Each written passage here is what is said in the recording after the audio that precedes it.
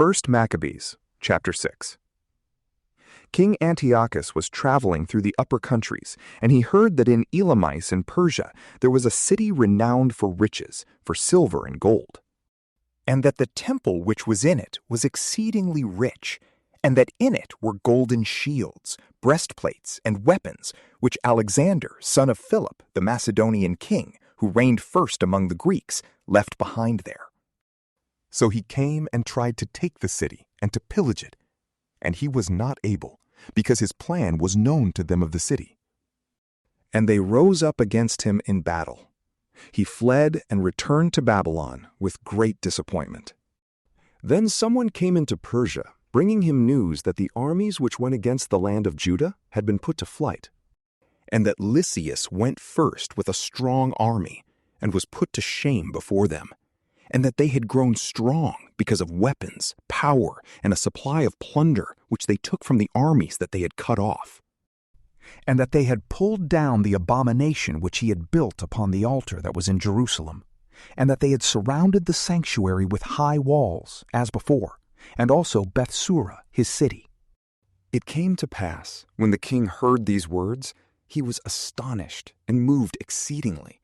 He laid himself down on his bed and fell sick for grief, because it had not turned out for him as he had planned. He was there many days, because great grief continually gripped him, and he realized that he would die. He called for all his friends and said to them, "Sleep departs from my eyes, and my heart fails because of worry. I said in my heart, 'To what suffering I have come! How great a flood it is that I'm in now! For I was gracious and loved in my power. But now I remember the evils which I did at Jerusalem, and that I took all the vessels of silver and gold that were in it, and sent out to destroy the inhabitants of Judah without a cause. I perceive that it is because of this that these evils have come upon me. Behold, I am perishing through great grief in a strange land.' Then he called for Philip, one of his friends, and set him over all his kingdom. He gave him his crown, his robe, and his signet ring, so that he could guide Antiochus his son, and nourish him up, that he might be king. Then King Antiochus died there in the 149th year. When Lysias learned that the king was dead, he set up Antiochus his son to reign, whom he had nourished up being young, and he called his name Eupator. Those who were in the citadel kept hemming Israel in around the sanctuary, and always sought to harm them and to strengthen the Gentiles. Judas planned to destroy them, and called all the people together to besiege them. They were gathered together and besieged them in the 150th year, and he made mounds to shoot from and engines of war. Some of those who were hemmed in came out, and some of the ungodly men of Israel were joined to them.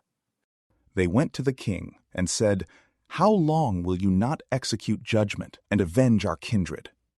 We were willing to serve your father and to live by his words and to follow his commandments. Because of this, the children of our people besieged the citadel and were alienated from us.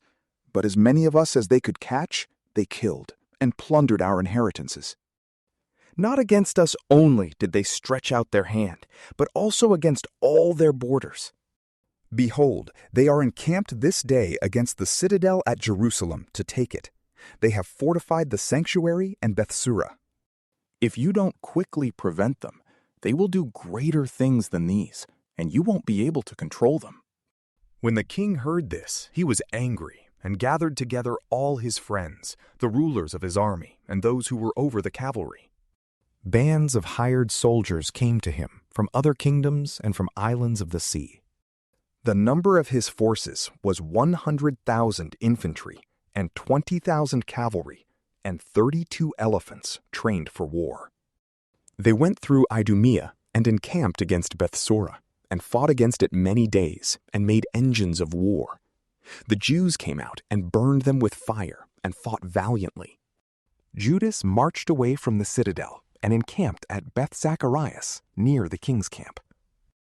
The king rose early in the morning and marched his army at full speed along the road to Beth-Zacharias. His forces made themselves ready to battle and sounded their trumpets. They offered the elephants the juice of grapes and mulberries, that they might prepare them for the battle. They distributed the animals among the phalanxes. They set by each elephant 1,000 men armed with coats of mail and helmets of brass on their heads. 500 chosen cavalry were appointed for each elephant. These were ready beforehand, wherever the elephant was. Wherever the elephant went, they went with it. They didn't leave it. Strong, covered wooden towers were upon them, one upon each elephant, fastened upon it with secure harnesses. Upon each were 4 valiant men who fought upon them, beside his Indian driver. The rest of the cavalry he set on this side and that side, on the 2 flanks of the army, striking terror into the enemy, and protected by the phalanxes. Now when the sun shone upon the shields of gold and brass, the mountains lit up and blazed like flaming torches. A part of the king's army was spread upon the high hills, and some on the low ground, and they went on firmly and in order. All who heard the noise of their multitude, the marching of the multitude, and the rattling of the weapons trembled, for the army was exceedingly great and strong. Judas and his army drew near for battle, and 600 men of the king's army fell. Eleazar, who was called Avaran, saw one of the animals armed with royal breastplates, and it was taller than all the animals, and the king seemed to be on it. He gave his life to deliver his people, and to get himself an everlasting name. He ran upon him courageously, into the midst of the phalanx, and killed on the right hand and on the left, and they parted away from him on this side and on that. He crept under the elephant, and stabbed it from beneath, and killed it. The elephant fell to the earth upon him, and he died there. They saw the strength of the kingdom and the fierce attack of the army, and turned away from them. But the soldiers of the king's army went up to Jerusalem to meet them, and the king encamped toward Judea and toward Mount Zion. He made peace with the people of Bethsura. He came out of the city because they had no food there to endure the siege, because it was a Sabbath to the land. The king took Bethsura and appointed a garrison there to keep it. He encamped against the sanctuary many days, and set there mounds to shoot from, and engines of war, and machines for throwing fire and stones, and weapons to throw darts and slings. The Jews also made engines of war against their engines, and fought for many days. But there was no food in the sanctuary, because it was the 7th year, and those who fled for safety into Judea from among the Gentiles had eaten up the rest of the stores. There were only a few people left in the sanctuary, because the famine prevailed against them, and they were scattered, each man to his own place.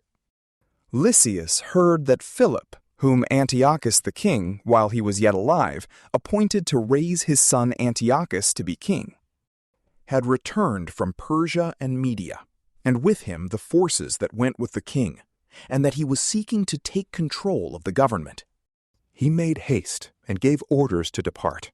He said to the king and the leaders of the army and to the men, "We get weaker daily. Our food is scant. The place where we encamp is strong, and the affairs of the kingdom lie upon us.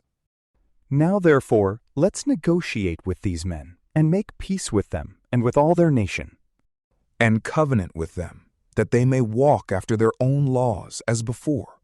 For because of their laws, which we abolished, they were angered, and did all these things."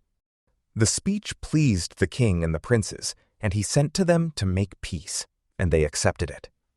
The king and the princes swore to them. On these conditions they came out from the stronghold. Then the king entered into Mount Zion. He saw the strength of the place, and broke the oath which he had sworn, and gave orders to pull down the wall all around.